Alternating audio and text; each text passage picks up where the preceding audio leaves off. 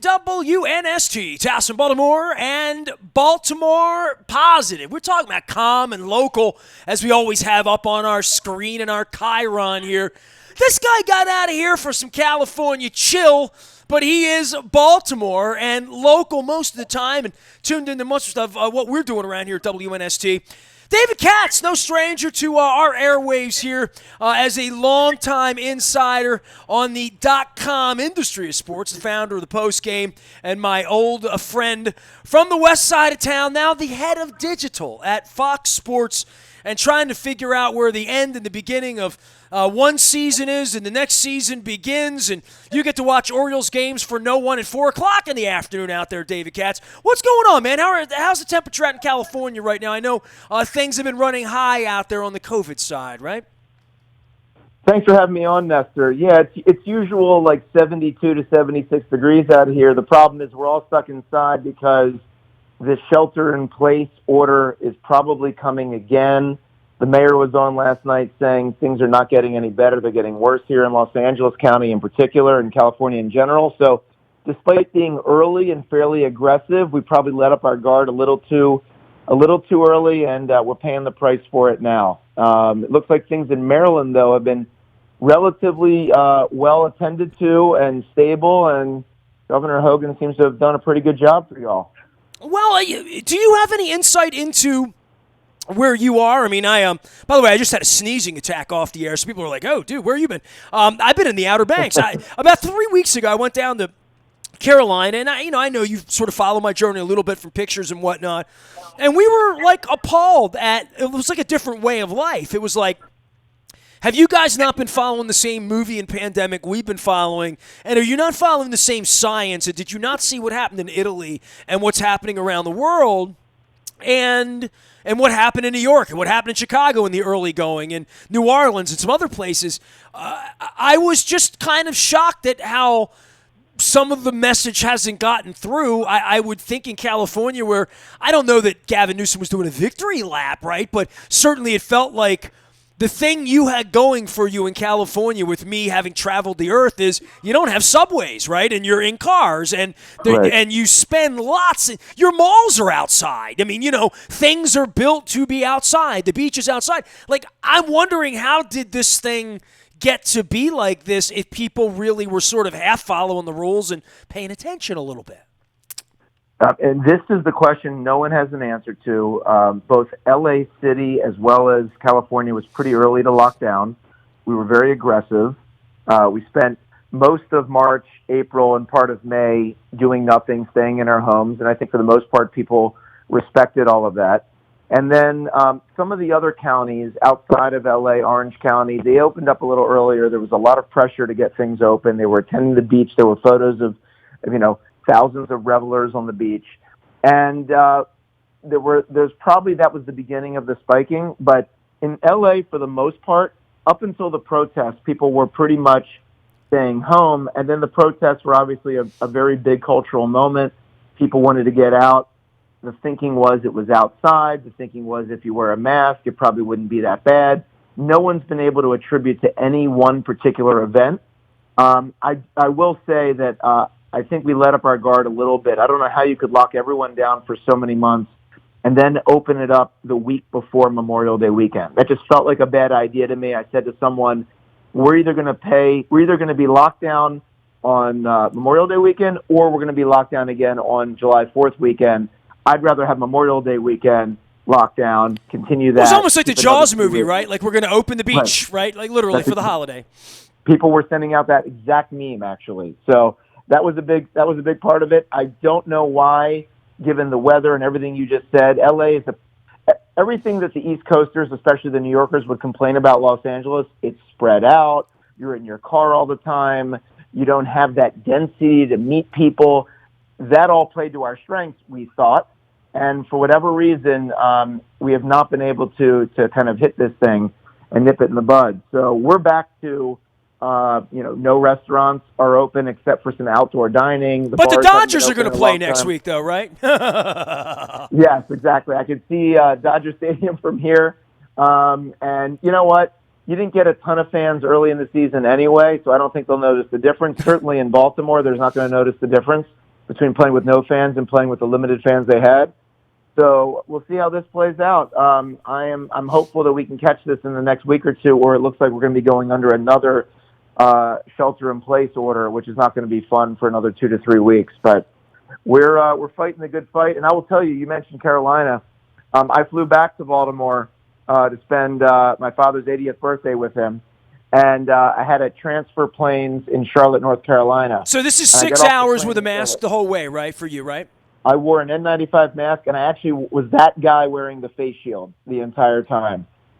Very uncomfortable, not a pleasant way to fly, but I figured, if it adds any layer of protection, either for me or for the people around me, no problem. Oh, my God, American you get on a plane, you're going to hug your father, allegedly? Like, to you know what I mean? Like, I can't imagine, like, the lock that you probably wanted to drive.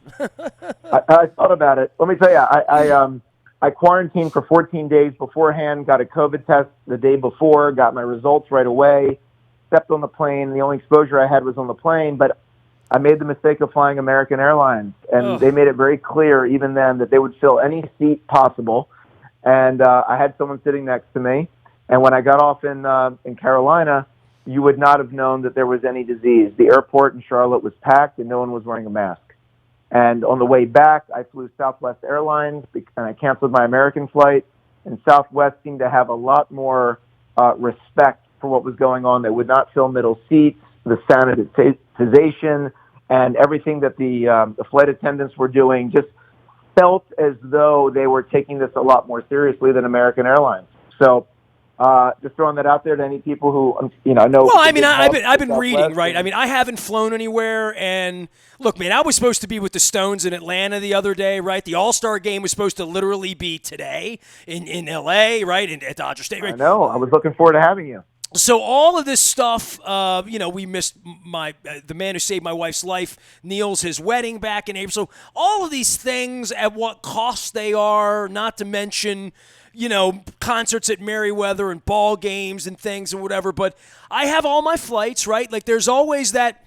Do you want to run off to Hawaii, run off to Jamaica, run off to Florida? You have enough points. Let's, run off to Chicago, whatever. There's nowhere to run off to. Nothing's there would be no other than hugging my 80-year-old father, right? Which I don't have the ability to do. So I have, massive respect for any of you who have to do that and still have that available to you and feel like I got to go do that right now.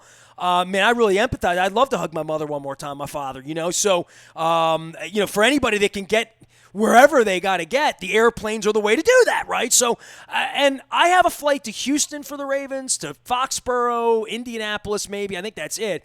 Maybe Cincinnati, Cleveland, or whatever. Wherever the trips are, I have them.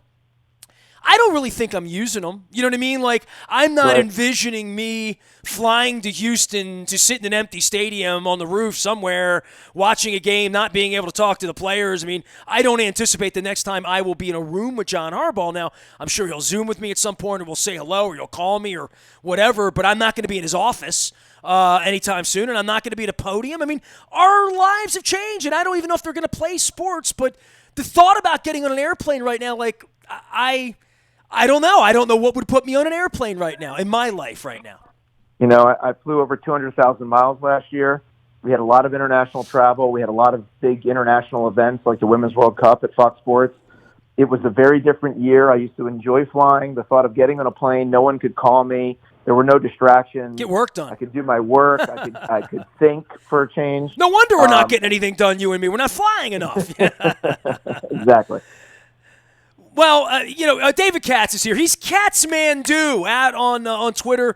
All of our pals kind of hang together. You're one of us, right? You're Ravens, you're Orioles, you're following the journey. You got a closet full of Raven stuff. We're the best team. We got embarrassed by the Titans. I mean, all of this that goes on, and your life and livelihood at Fox Sports as the head of digital is like you haven't had a game to cover in 6 months other than some soccer and some golf. We all want it back, and then we say at what cost. And for me, and Dave, I'm a Tony Robbins guy, right? It's at what outcome? At what outcome? Like, are they really going to play a Super Bowl in Tampa that I'm going to take people on buses to? and they're really going to have a season. 32 teams are going to stay healthy enough that the whole offensive line's not going to go out on some team, and they're going to have to shut down the whole operation at the Detroit Lions at some point. Like, the integrity of this, the intent is to make money, and I respect that, and I respect, your company invests a lot of money in football. I get all that. But if we're talking about player safety, and I was talking to my wife about this, and I'm going to say this a lot because I think it's the most profound thing I've come up with in all of this, and I just thought about it just talking to her. David, how many people do you employ as head of digital Fox Sports? We have well over 100. Okay, so if I took 100, that's a football team or two, and I were to say to you, you're going to take 22 of them and unmask them and have them wrestle in a mud pit in the middle of a pandemic to put a camera on it, to bet on it, and put it on TV on Sunday, we would call that grossly irresponsible, right? Like, we would just say without a mask, all the Dr. Fauci rules, like without a mask, like all the things that you incurred flying to see your father and love him up. And yet, sports is like entertaining this notion, and I don't think it's not even political or financial. I mean, sports is my life. I want them to play, right? All of that. I just don't think that they're going to be able to complete it with integrity, and especially like this charade baseball season that on the face of it alone is a bit of a charade. The 60 games and pitchers not being able to pitch. They're playing games next week. I'm really worried about all of it. You talk about rushing things back. I think the virus is going to make the rules, and I just don't envision that anything's going to be normal about a National Football League season that's allegedly designed to make us all feel good about the world again. I don't think it's going to go down that way. I don't think if they're grown-ups, they're thinking about this with a happy ending in some way, other than maybe making money. You raise a lot of great points. I think the bottom line is, and you said it here about the virus is going to dictate this, that's absolutely true. And I think it's incumbent on us as citizens to understand that our actions have ramifications. And we need to be smart, and we need to be thoughtful. And at its core, we need to be safe and healthy and save people's lives, especially those who are the most vulnerable. That's what this is really about. And unfortunately, there are a lot of people who want to live their lives, and they feel that they have certain inalienable rights, and they're going to exercise those rights. Unfortunately, in that process, they do put other people at risk. So sports is a beacon. Sports is a lighthouse. Sports is there to try to give us a welcomed entertainment and distraction and something else to talk about other than the 24/7 news cycle that is this virus. And there's a lot we don't know about the virus. So what do we do every day to distract ourselves? Well, sports is really something that at least gives us a sense of normalcy. We all want it. So how do we get it? We get it, one, by today, and I wish it was yesterday, but certainly from today forward, the only thing we can control, we need to be vigilant about the safety and the health and follow the rules. And the question then is, with a lot of sports starting now, look, the NBA and the NHL have created their versions of what this bubble is, and it's their attempt to mitigate risk. And we really hope there's going to be cases, there's going to be little outbreaks. The question is, can they get through it enough with enough of the people being healthy, the majority of the people, the preponderance of the people being healthy, such that they can get through the season? And I do think that the mentality in sports is it's always a war of attrition. Sports is always about who can get through a season the healthiest, who can keep its key players the healthiest. And this is going to be another one of those challenges. But if you see people getting very, very, very sick and they're unable to contain this, I'm pretty confident that these leagues understand that the health and safety of their players is first and foremost, and they will shut it down. Well, then they can say we tried, and I admire that, right? Like, I get that, but I also know that when these guys are these grown men, the smart ones, okay, the smart ones, that they know the science of this, and they understand what a flu bug has done to their locker room at any point, right? And that this is about them hugging their children and whether their children are going to be going to school and where their wives are and are their wives spending times on airplanes and back and forth. And all of these people have roots in Florida for the most part, the National Football League, or Arizona or California because it's where the good weather is and it's where you would be in the offseason if you played in the league as well. So bringing all of that into a petri dish in 32 different places next week and thinking that that the trains are going to run on time in any way enough to give it what they want, which is credit. I mean, hell, they have a hard enough time with the rules, right? And just interpreting what's fair once the games get going. This whole notion of trying to conduct a season amidst the pandemic is probably truly ill-advised. It's ill-advised. It's about money and capturing a moment in their own immortality to say, we're tougher than the rest. We're football players. Whatever that machismo brings along with it, along with a lot of Benjamins, right?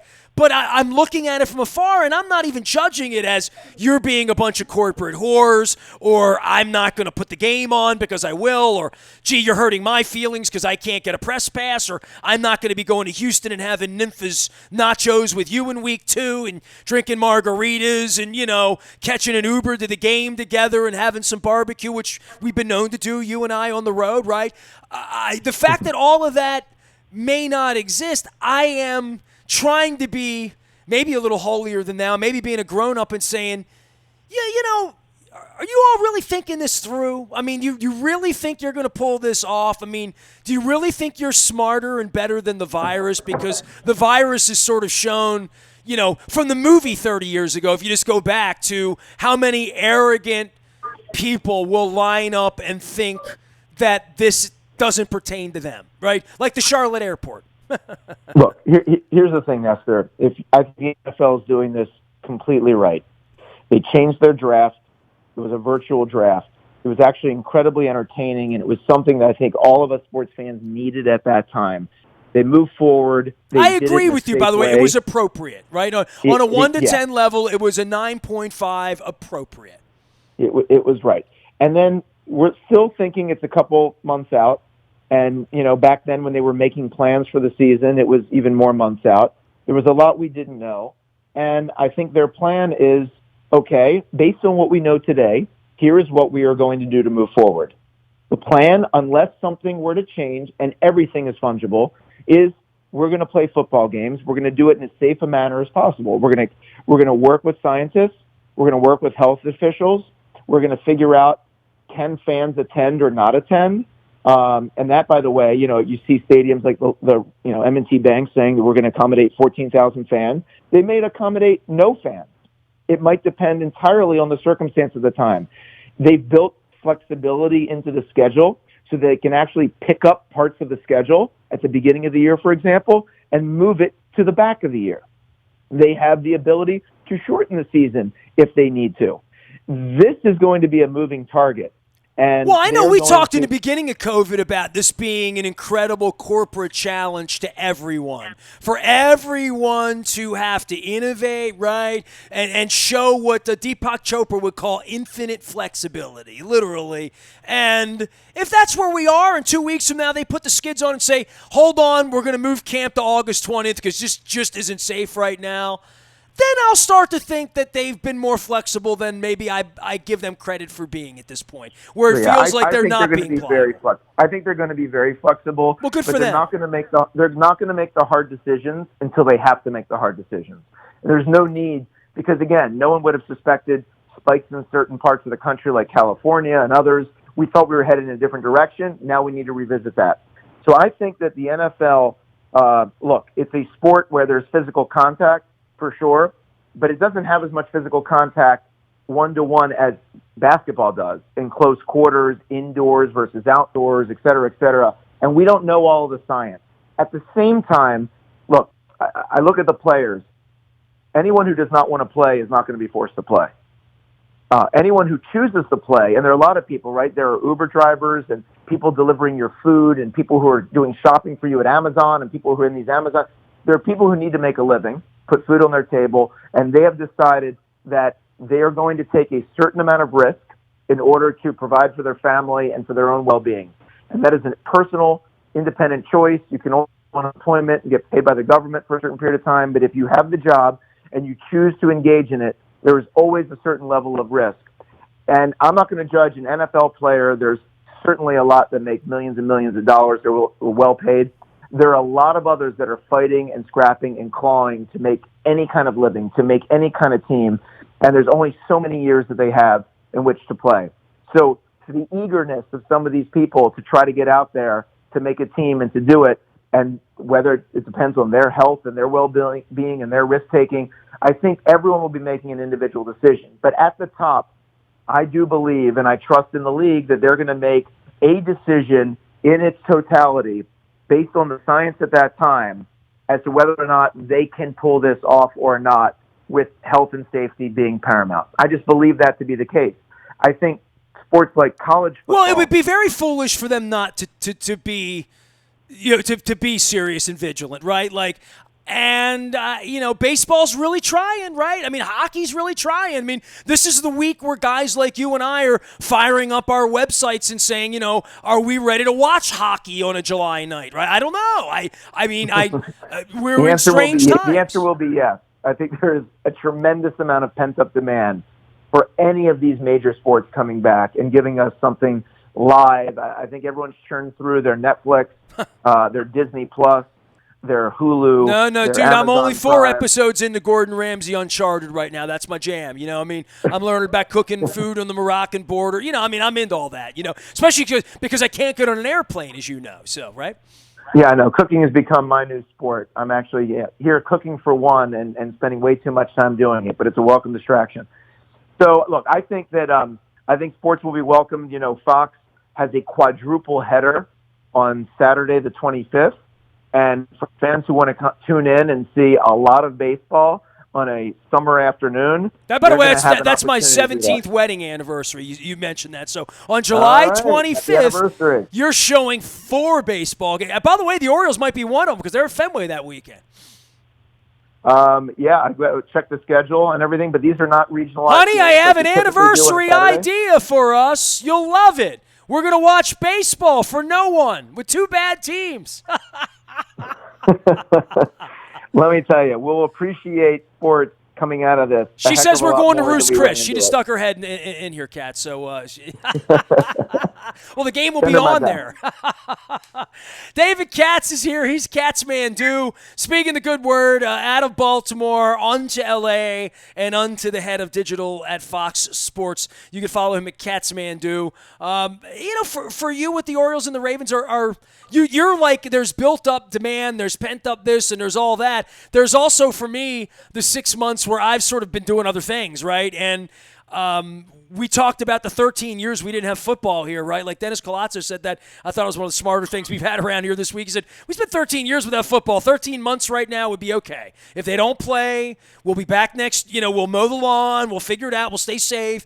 But if that's the way it goes, we've been through that here before. But then there is the part where they're going to try to play in order to anticipate that people like you and me will write about it, talk about it, tweet about it, live it, breathe it, watch it, bitch about it, all of that stuff, the way we used to. And I don't know. I think it's just going to be different, and I think the level of sincerity I have with the baseball thing is different than the football thing, where baseball's trying to just sort of like cash in on a postseason for me.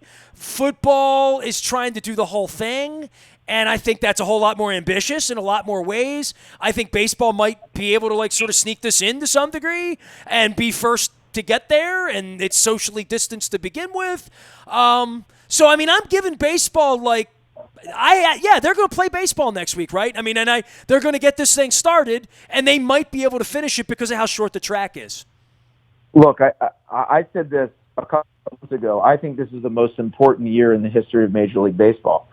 And the reason I believe that is this is a sport that has always needed to go fundamental changes, but the history, the legacy, the tradition, the statistics that drive this sport have made a lot of the people unwilling to take too many chances in terms of rule changes. We've always tweaked the rules and changed them on the side to try to preserve the fundamental aspects of the sport. But here you have a true asterisk year where the entire structure of the sport is different. It's going to be unlike any other year. So I was hoping that we could implement some very big, bold rule changes to just see if they work, to see if speeding up the game or, the DH rule and things like that are changing. There's been a number of them incorporated, maybe not all that some would have wanted, but certainly a lot of them. And it's a wonderful opportunity to try to recharge the sport a little bit and see if you can make it different and capture some different types of fans that might have kind of moved away from the sport given the lengths of it, the length of games, the length of the season, and some other things. So I'm really excited to see what it means for fans and for the experience. I think without a lot of fans in stadiums, you're going to hear a lot more of natural sound. You're going to hear a lot more of communication among players and the bench to others. If you recall Oriole fans, we've had that opportunity to see it, unfortunately, with the Freddie Gray situation, where we played a Major League Baseball game with no fans. It's a very different experience. If you've watched any of the MLS games on Fox this week, a natural sound option in our app that gives you a sense of what it's like actually there with no fans in the stands. And you can really hear communication. You can hear the ball hitting their foot every single time. It's a different appreciation, I think, for the way it will work. I'm curious to see what they do with the NBA. I played college basketball. I've played a heck of a lot of basketball in my day. The sound in an empty gym is like shoes squeaking and people calling out picks. And it's almost a very different sport than hearing the organ player playing music over a crowd screaming, and you can't hear anything that's happening within the players. So I think fans are going to get a very different feel and a very different look, and hopefully a different appreciation for these sports. And I also think the players will have a newfound appreciation for things that they probably took for granted, which is the fans and the energy that those fans bring and how much they pay and sacrifice to come out to these games to support them. I think it's going to go both ways, and I think ultimately it's going to be a tough year for us, but in whatever level we get through it, we as an industry, as a sports industry, as a media industry, and as a fandom will be stronger and more appreciative for it. That's my belief, that's my hope, and it's going to be an interesting few months. But can you bet on it? That's all people want to know. David Katz is here. He's Katzmandu at Fox Sports, and hopefully getting home to Baltimore. Did you get a crab cake with your pop when you got home? I was there 8 days. I had crab 7 of the 8 days, and I had shrimp salad on the 8th. So yeah, I got my crustacean in for sure. There's nothing like a Maryland crab cake or Maryland crabs. We went down to St. Michael's, which I had never done before, believe it or not. Really? I went to the crab claw there and had some of the best crabs we've ever had. So I've only been there once on Billick's boat. It was fun. The crab incredible. claw. Everyone talked about this is where Billick was. We saw Bisciotti's boat in the Annapolis Harbor. It was great. A lot of people living over there on the Eastern Shore. Well, we did a couple days in the Outer Banks, and we're back here, and I'm just waiting for baseball and football to get going and all that stuff. I just hope we can all get through this and maybe once again have a tall beer somewhere in London, and or somewhere for a Ravens game in some other far-flung place in the future. But how about the international series got put on a hold in a hurry, didn't it? It sure did, and the irony is they're probably better internationally than they are in the United States in many of these markets right now.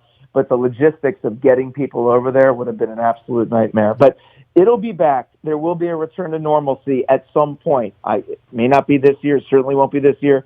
Next year, we don't know. We hope.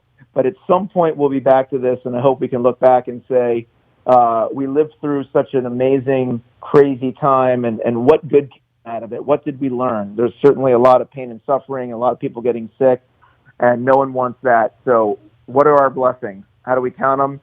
And what do we learn? And how do we become stronger as a people? And it seems like there's been some good things with the Black Lives Movement matter and other cultural issues that have been brought to the fore, the Redskins name change and others that I think are some good coming out of what is a very bleak and tough time. How about that? The Washington National Football League team, huh? Changing names, right? I've talked a lot about this because you're of my age and ilk, and certainly your father goes further back to the time when, like, the Redskins and the Orioles ruled everything, and the Ravens were the Barney stolen purple birds. And now 25 years later, right, the Redskins retire their name amidst disgrace and last place, and the Ravens have, 2 championships and the best player in the sport, right? How about that? I wouldn't trade places with any other franchise right now. I am proud to be a Ravens fan. We have the best ownership in the sport. Bisciotti has done amazing things both in the community and on the field. Really shown leadership, and the law firm of Newsom and DaCosta have done their job and put really the best product you could possibly have. And Harbs has gotten the most out of these guys. So we have a lot to be thankful for, which is why I think we're so hopeful that there's a season, because have we ever gone into a season with feeling better about our roster and better about our chances and the continuity that we have? It's an exciting time to be a Ravens football fan, and I hope we get a chance to make the leap that the Chiefs made last year. We seem to be following that pattern 1 year behind them.